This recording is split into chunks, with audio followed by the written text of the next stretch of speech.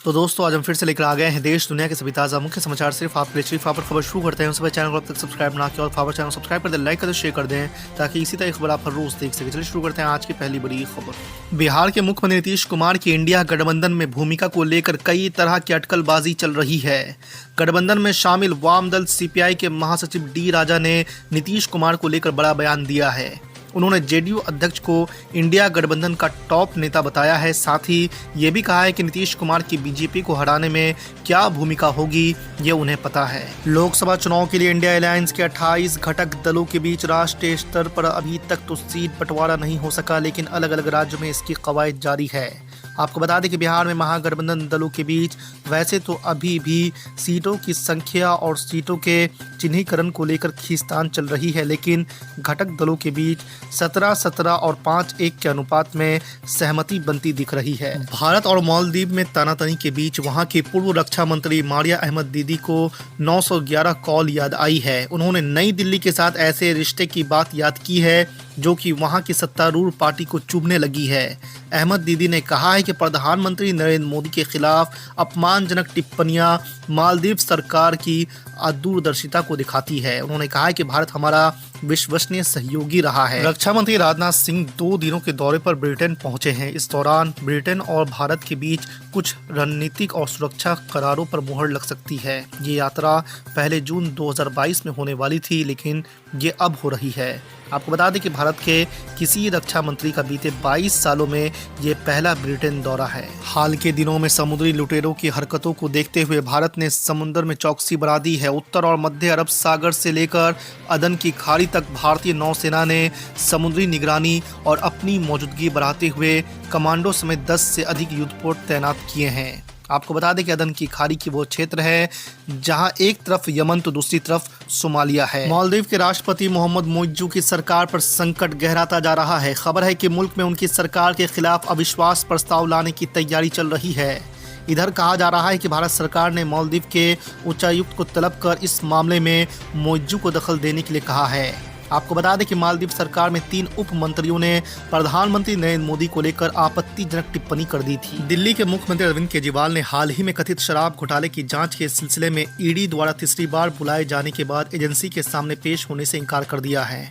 इसके बाद से इस बात को लेकर अटकलें तेज हो गई हैं कि क्या अब ईडी अरविंद केजरीवाल को गिरफ्तार करने जा रही है या चौथी बार समन भेजेगी। कांग्रेस की तरफ से न्याय यात्रा 14 जनवरी से शुरू होने वाली है, लेकिन ये यात्रा यूपी बिहार में इंडिया गठबंधन को ही जोड़ नहीं पा रही है। यूपी में अखिलेश यादव सीट बंटवारे से पहले कांग्रेस द्वारा यात्रा निकाले जाने को लेकर नाखुश है, तो वहीं बिहार में गठबंधन के मुख्य साझेदार माने जाने वाले नीतीश कुमार की जनता दल यूनाइटेड भी इस पर आपत्ति जता रही है।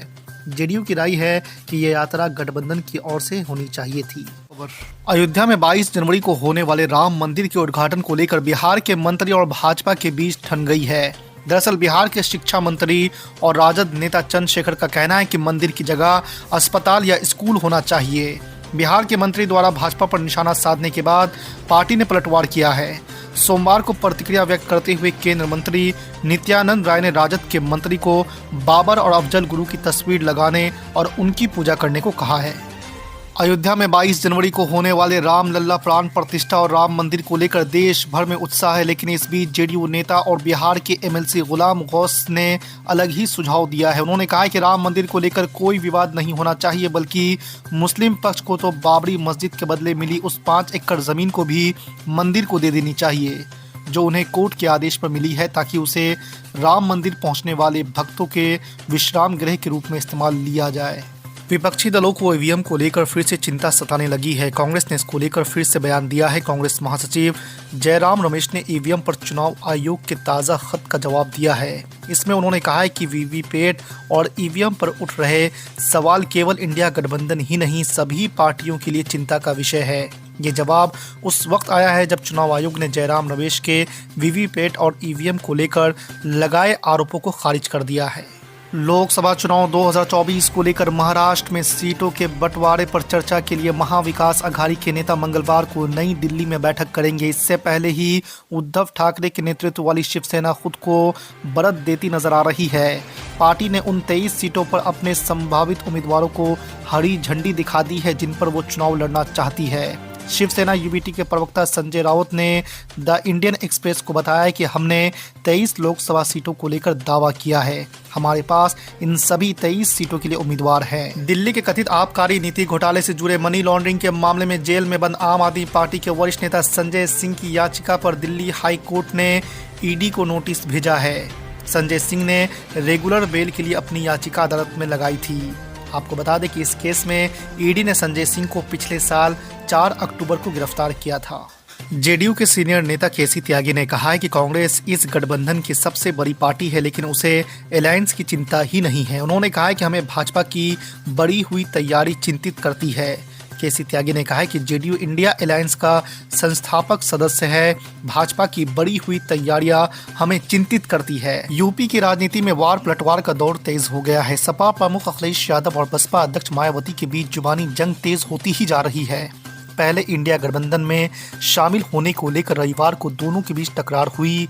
सोमवार को बसपा दफ्तर के सामने पुल को लेकर वार पलटवार हुआ है। मायावती ने पुल को अपने लिए खतरा बताया तो अखिलेश यादव ने जवाब देते हुए कहा कि बाबा के पास बुलडोजर है, उनसे कहकर पुल गिरवा दें। बिहार के नीतीश कैबिनेट ने सोमवार को प्रदेश में खेल विभाग के गठन समेत 19 प्रस्तावों को मंजूरी दे दी है। आंगनबाड़ी में सेविका और सहायिका के मानदेय में वृद्धि का प्रस्ताव को हरी झंडी दे दी गई है। अब सेविका को 7,000 और सहायिका को 4,000 मिलेगा।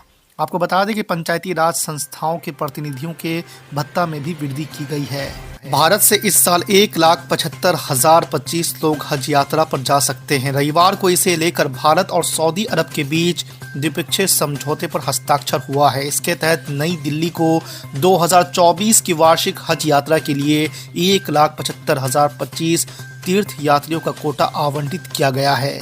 बसपा सुप्रीमो मायावती ने सपा प्रमुख अखिलेश यादव पर हमला बोला है। मायावती ने निशाना साधते हुए कहा है कि समाजवादी पार्टी दलित विरोधी है। मायावती ने सोमवार सुबह इसे लेकर अपने सोशल मीडिया अकाउंट एक्स पर कई पोस्ट किए और कहा है कि सपा अति पिछड़ों के साथ ही साथ जबरदस्त दलित विरोधी पार्टी भी है। आम आदमी पार्टी ने आरोप लगाते हुए कहा है कि पुलिस विभाग में एसएचओ की भर्ती सिफारिश पर होती है। आप नेता सोमनाथ भारती ने यह दावा करते हुए गृह मंत्रालय पर भी आरोप लगाया है। सोमनाथ भारती ने मीडिया से बातचीत में कहा है कि मैं लंबे समय से सुनता आ रहा हूं कि दिल्ली में एसएचओस की नियुक्ति सिफारिश के जरिए होता है और ये इससे संबंधित आदेश गृह मंत्रालय से आते हैं। इसकी जांच होनी चाहिए। बिल्किस बानो से दुष्कर्म और उसके परिवार के लोगों की हत्या के दोषी 11 लोग फिर से जेल जाएंगे। सुप्रीम कोर्ट ने सोमवार को बिल्किस बानो की याचिका पर सुनवाई करते हुए ये आदेश दिया है। कोर्ट ने कहा कि इन लोगों की सजा माफी का अधिकार गुजरात सरकार के पास नहीं था और उसने फिर भी ऐसा फैसला लिया। ऐसे में हम उस आदेश को रद्द करते हैं और 11 दोषियों को 2 सप्ताह के अंदर कोर्ट में पेश होना होगा।